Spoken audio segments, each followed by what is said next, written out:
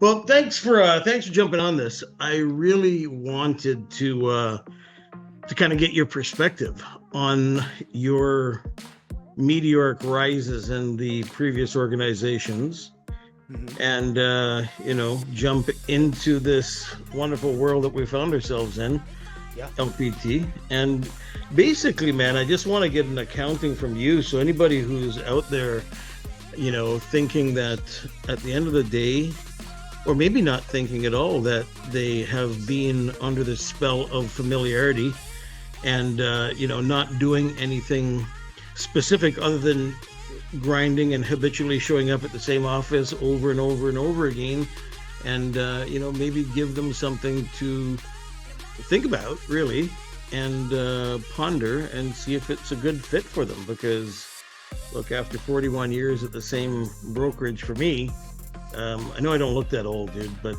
you aren't going to say it, so I thought I'd jump in and pat myself on the back here a little bit. There you But go. I was like, whoa, so you started when you were 4. All right. yeah, Nice. yeah, there you go, there you go. Yeah, man. It took. I moved in my early stages, a couple of times, but ever since way back then, it's been red, white, and blue all the way. So I just wanted to start off with your story, man, and help me and everybody who might be watching this understand. Um, you want me to start? Maybe share a little bit about my knowledge of you, or do you want to just jump right in? No, you can go ahead and do Yeah. that. Plug in the gaps. So I just wanted to start this whole process off by introducing a good friend of mine and business colleague, Isaac Guzman. Isaac has had an incredible tale of success with a variety of, not a variety, a few different large organizations which he's risen to the top. And, when I saw that he had gone to LPT, as well as a couple of other guys, I really sat up in my chair and wondered what in the hellfire is going on out there. Who is this LP what, and what's going on, and so on and so forth. And I've seen Isaac on multiple stages across North America as being a keynote speaker, as being a tremendous contributor to the knowledge that I have today in terms of running certain aspects of my business. And Isaac, I just want to say thanks, man, for popping on and sharing your journey, your story, and your experience with LPT. Yeah, man. I mean, it's been great getting to know you and seeing your business grow and how you operate that. It's been a real honor to be called on for understanding how LPT works, right? And so a little bit of my background per your request is I got started in the real estate software industry. We were selling software. That company got bought by Showing Time. Showing Time then got bought by Zillow, right? But that's where I really started. I was in sales. I loved software sales, but I saw real estate as an opportunity for me. Got involved in the investment world because it takes a while to get your license in California. And so in that, I started doing the investment side, bird dog and wholesaling, acquisitions. And then I transferred that skill set into being an agent, right?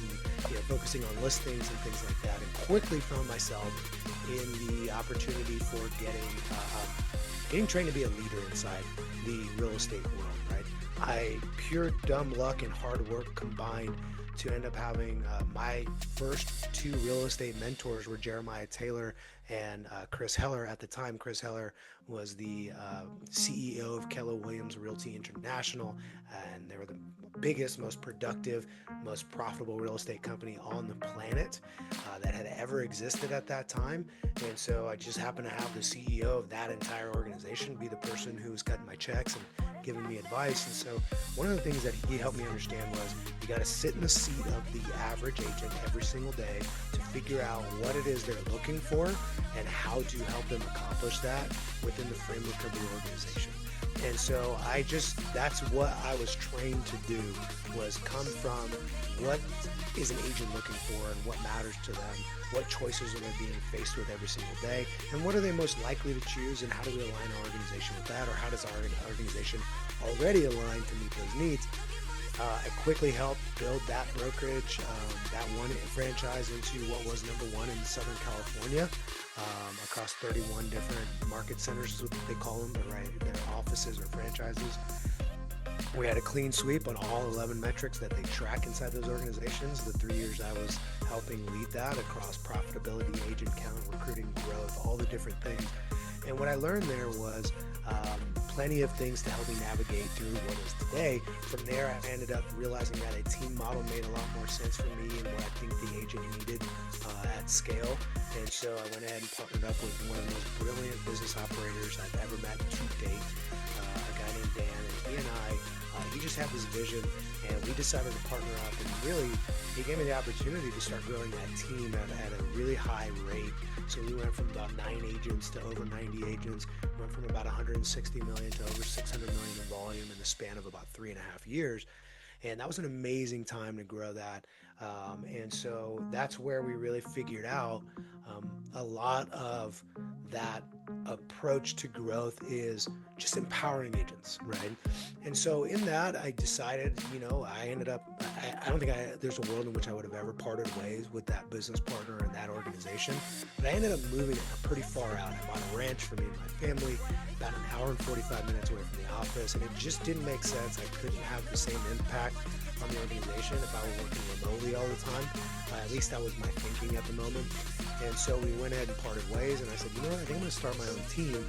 And that's when LPT came into the picture, where I started looking at what I was doing and building my team inside the eXp world, right, which is where we were. We ended up becoming #1 team in the world there for several years for volume sold, which was great. It was an awesome opportunity, right? We were on stages and doing all this other stuff. The challenges that I ran into, though, were model constraint. It wasn't that anybody was bad or ill will or any malice whatsoever. I like to always say that this eXp did not lose me with anything that they did. LPT just won me with the things that they did in addition to, namely the ability to control our own compensation structure, right? To be able to retain agents, whether it's on the team or inside your downline organization, because of the way that the model was set up. And I'm happy to go into any of the specifics if you want. But really what I started looking at was, wow, this model made a lot of sense. And actually, let me rewind. As I was going through some of the challenges as I was getting ready to set up and start a new team, I saw a buddy of ours runs a really big team, #1 team in all of Nevada, right? Selling 500-600 homes, doing multiple 6 figures in revenue share at eXp. He moved his entire team over to this brokerage I'd never heard of. To your point, LP what and who what? And so when I saw that, I go, dude, what's happening over there? And he gave me the breakdown. And what's funny is, even though this person is an incredibly skilled recruiter and salesperson, it's probably the worst recruiting job of all time. And I think he did it on purpose. Now that I know him and we've talked about it, he totally did it on purpose. He just said, watch this video. And after I watched the video, I'm like, I can't unsee this. Tell me more. And he goes, dude, it's not even in California yet. I'm like, okay, what do I got to do to be part of that so that when it opens in California, we easily assimilate? So I saw LPT. I saw it from a team perspective. But the reason I mentioned something earlier about Chris Heller telling me to put the agent hat on all the time was, from a team perspective, it made a ton of sense as a team leader. But the only reason it made a ton of sense as a team leader is because it made a ton of sense for the individual agent. For their ability to not have a sign-on fee, not have monthly fees, pick your compensation plan, still get stock awarded even if you're on a team, keep your low $5,000 cap, right? Even after you exit a team so it doesn't double or quadruple overnight. Like, these things just started adding up to where I go, listen, it probably makes sense as a team leader to stay at eXp. I was part of the best downline possible. I had amazing resources there. They were fantastic people, and I was really well established there, right? But what about agent 2, 4, 12, 35, agent 200 on my team? I just saw better fit and more freedom, autonomy, and flexibility, which is what they came to me for on the LPT model. So after that, it just became a waiting game for LPT to open up in California, and man, we took it and ran with it. And now I'd like to consider myself a champion of the vision of LPT for the average agent. Dude, so well said. And I got to tell you, I have echoed unknowingly your path to some reasonable extent. Like, I remember meeting Chris Snow, and he, impressed me, the operation that he runs and how successful he is. And he's so humble. He's filled with humility. And one day I saw a post. I was actually in Jamaica, and I saw a post, and it said, just wanted to announce that I've left eXp and I've gone over to LPT. I said, LP, what, Chris, what is going? I picked up the phone in Jamaica. I said, Chris, what the heck is an LPT, man? And he did the exact same thing as your friend, our friend, whatever, in Nevada. He said, take a look at this video. And to your point, it's ridiculously impossible not to see the contrast between the traditional legacy models, even with eXp to a large extent on a couple of particular points. And it was like, oh my God, man, this is incredible. Like, how do we get moving with this? And I was so excited. And he checked into it and came back and said, yeah, it's not in Canada yet. Like, oh man, like literally a lunch bag letdown. And so I remember hearing, of course, that you went, and it was like, well, I knew of, well, we've met and hung around a bit and stuff like that, but I realized the level that both you and Chris had to leave the eXp community and what you were leaving behind in order to start fresh at LPT. And that was my wake-up call, to be honest with you, because I thought to myself, what must exist for these titans in the industry to understand it's worth leaving behind what they built in order to go over to what I thought was a literal unknown? But it was an unknown in Canada. It was an unknown to me. It was an unknown till it was known to you, because it wasn't in California yet. So maybe talk about this trajectory of growth. Like, what's been happening? It just came to Canada. I think it was kind of December, January-ish of this year, like January of this year. And I call it May Day, right? I left May 1st. It was like, May Day, gotta get out, right? And then shifted from the red, white, and blue balloon over to LPT. But talk about the trajectory, and, because last point before I ask you to start there, I've heard a number of people in the States in the initial stages of LPT's rise that, no big producers are there. It's just a pile of low production people that need a low cap and all this kind of stuff. Maybe speak to some of that, man. Yeah, so LPT, because it does have the flat fee opportunity, right, where you can pay $500 flat fee in commission, capped at $5,000, that is a choice. And of course, people who are interested in reinvesting in their business and accelerating their growth are going to choose what we call a business builder option. And because of that, everyone starts looking at it and going, well, only low producers are going to go there. Only people that are chasing this lowest possible commission score that are going to go there. And I think on the surface that makes sense as a way to propagate your own like disbelief in the model. I don't think any of those people were bad or had bad intentions when they thought that. It's that, guess what? That's what we all said about eXp too. I was at KW. We were the ones who had the biggest names leave KW to go to eXp. It just happened. I was there when it happened. Some of my biggest teams from my market center went over to eXp, right? And so to say that is to be the Remax person that said Keller Williams wouldn't make it, the Keller Williams person to say eXp wouldn't make it, the eXp person that's going to say LPT wouldn't make it, right? So anecdotally, that's where I saw it. Now here's what we've seen since. It's a 3-year-old company. It is now for 2024. So it hit its 3-year anniversary in March of 2025. Looking back at 2024, it already ranked as a top 10 brokerage in units sold. So less than 3 years into the game, right? Keep this in mind. Less than 3 years into the game, top 10 in units sold. That's amazing. Number 14 in volume sold. So it's not just like random people selling mobile homes out here, although we love selling mobile homes, right? It's also people doing serious production. In addition to that, if you go state by state, there is at least 9 states where the number 1 team at one of the brands we've already mentioned left from that model to go to LPT, right? And so that's actually what caught my attention, caught your attention, was not the average agent going on. It was the big producers making the move. And so we start seeing that volume play. By the way, those numbers are staggering when you get into fastest growing brokerage in U.S. history, fastest one to ever reach Real Trends top 10 in history, right? Will be the fastest to ever reach top 10 in volume sold in history, right? Because that's a trailing measure of 2024. We're already seeing that. We're probably going to dominate and maybe even rank up higher for 2025's numbers. I mean, keep in mind, there was only 26 states opened at the end of 2024. Half of the United States wasn't even able to join LPT by the time those books closed. So, I mean, I'd be really nervous if I were somebody else, if I were at 6, 7, 8, 9 ranking, right? Because you're probably going to get eclipsed. There's almost a possibility that it won't happen. So when we start looking at those numbers, here's what really backed that up, though. It was the agent choice. Agent said, oh, wow, you actually give me a choice in my compensation.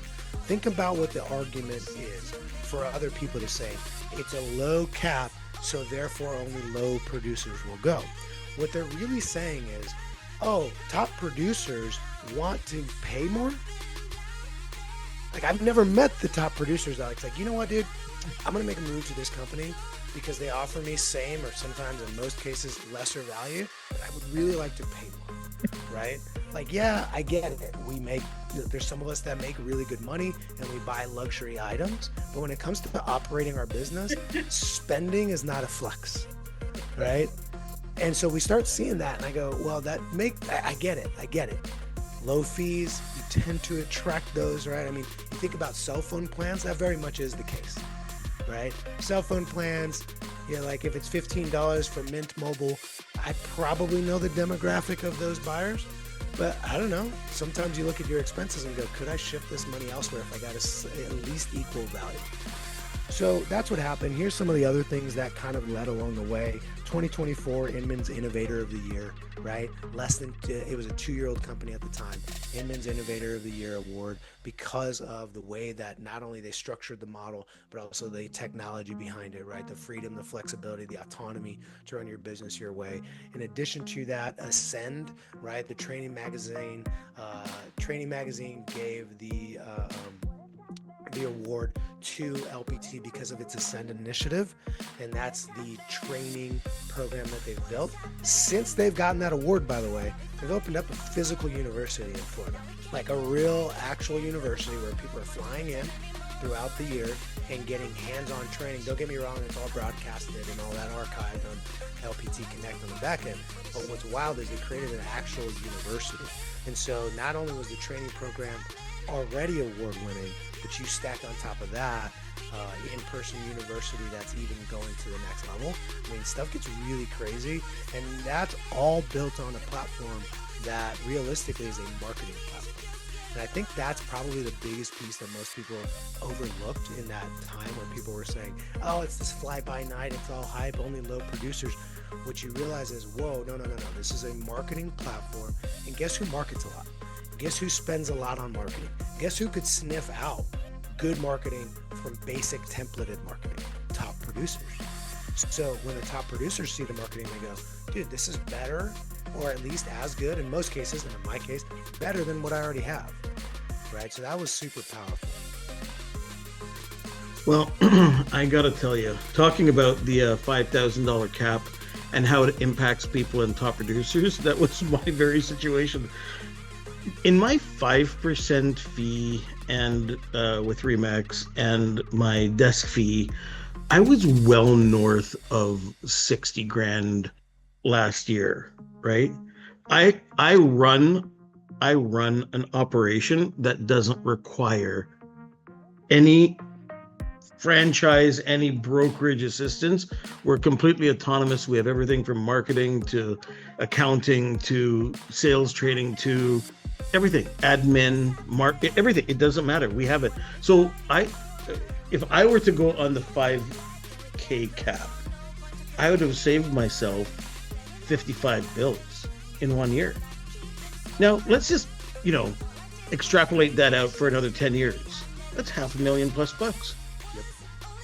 I guess think about this. So if you're a big producer and you don't want to grow an organization and you want to be lean and mean and have your profit instead of having a banner or a legacy brand be your thing, wouldn't it make sense to get into an environment that actually gives you more than the legacy brands, which is what I want to talk to you or ask you to talk about in a second here, which is all of the additional support, the marketing, the training, the things that we got going on, in terms of collaboration versus competition and all that. But why wouldn't you want to have a much reduced cost to run your business? Like it just, when I saw it, that's what you said earlier. When you see it, you can't unsee it. You mean I get all this, which is more, and I pay magnificently less? It's like, let me think about that for a second. And you also got to think about this. It's the constraint issue, right? You are constrained by your expenses and your revenue. And so maybe you're not trying to save your way to profitability, right? Maybe you are not trying to lower your expenses, but could you reallocate them? Could you shift them to a place of a heftier return than what your brokerage is currently providing, right? And so that's where I start thinking about, you think about 55K, that's a great administrative assistant that's going to help scale your business up. That is, call it, call it several $1,000s in leads that you can do. That's 2 ISA based salaries. Those are the things that are going to move the needle substantially more than making sure that my broker is still my friend, right? Because oftentimes that's what it amounts to. I've been so loyal to this person. We came up, that was my first trainer, then, blah, blah, blah. I get it, right? To an extent.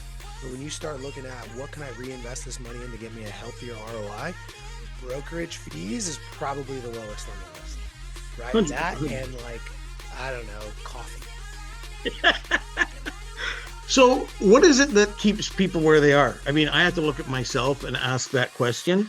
And it was, I don't know what your answer will be, man, but mine was habits. Habits are so powerful. They're so strong. Familiarity, proximity, just convenience. Everybody wants to have the most convenient existence possible. Nobody wants to break a sweat. I don't want to break a sweat. But, if on the other side of breaking that sweat or changing up something and being at least aware and open to observing to see if something else is a better fit given where you've evolved to, I think it makes sense. I don't know about you. Yeah. It's the lack of pain seems to be the number one objection, right? Don't break. What is it? If it ain't broken, don't fix it, right? That's a challenge that we run into a lot, myself included, right? It creates a chasm between what you could be and where you're at, because where you're at ain't that bad, right?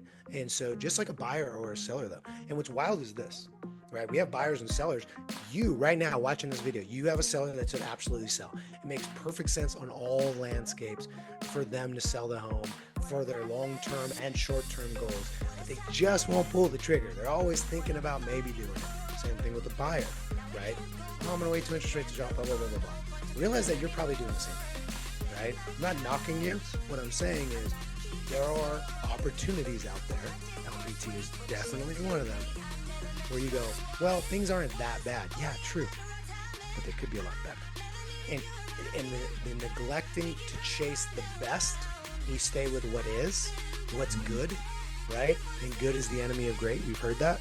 And so, that's really what it is, right? There's not enough pain. The threshold hasn't been reached for me to say, I need to make a move, right? To be honest, like I said, when I was at eXp, there wasn't enough pain for me to move until I started seeing what it could look like for my agents. Then, this is the only disparaging thing I might say about that model, is that I started seeing the future pain of my agents based on my previous experience of the pain of my agents when they were engaged with my team at that model versus what it could look like. And I go, ooh, I want to avoid that pain. Yeah, man. And to that point, I don't want to beat a dead horse on this, but, oftentimes exposure is required to recognize that there's an option, because if you're in the same environment all the time, you don't know that there's something else other than what you know. So exposure is really the first thing. Have your eyes open, take a look around, see what's here. This may not be for you, and where you are, maybe for you, who knows? But I will tell you, one of the things that I've discovered is a model. It's a model. And that model is problem unaware, problem aware, solution aware. A lot of people don't recognize they have a problem, and therefore they remain in that constant state. Problem unaware, what could the problems be? Well, in my opinion, it was as spending too much money, to your point, and getting less than I'm getting now. I couldn't either save or allocate that difference because I didn't know that kept on coming off my credit card. My bills were paid every single month. All that stuff is going on. What happens? You're just now in that autopilot. You don't realize there's a problem. You don't realize that there is a problem in terms of the collaboration that you get in a different environment. And you are able to ascend based on your proximity to people that you're going to be doing business with. Nothing to say. Look, I love the people that I worked with at Remax. Don't get me wrong, great people. However, in order to move up in terms of how I run my business, models that I can employ, concepts that I can be exposed to and utilize and mastermind with high-level people, it just wasn't happening there as a culture. It would happen on occasion, but it wasn't part of the built-in, thing, right? So that's it's haphazard, right? It happens incidentally as opposed to intentionally. Well, very, very well said. Very well said. Before you roll, I just want to have you speak a little bit about what agents want. Like, what do agents really want, even if they don't know that they want it? Or what should they have, and what does LPT, even over eXp, provide, right? Or Remax, for that matter. Yeah, I think the one that we've touched on already is agent choice. They want the ability to control the compensation structure that they're paying into, right? At every other brokerage, it's like, welcome. Are you a solo agent? Great. Here's the one choice you have. Good luck. Go get them. And they're paying into a system that they may not get a healthy return on investment. So here's the thing that they really want. They want to be treated like a business partner. They want to look at things like this. Instead of saying, what's the cost of doing business with my franchise? Or whatever, they want to say, what's the return on investment? Your portion of your commission that you pay to your brokerage, to your team, is an investment, and you need to get a return on that.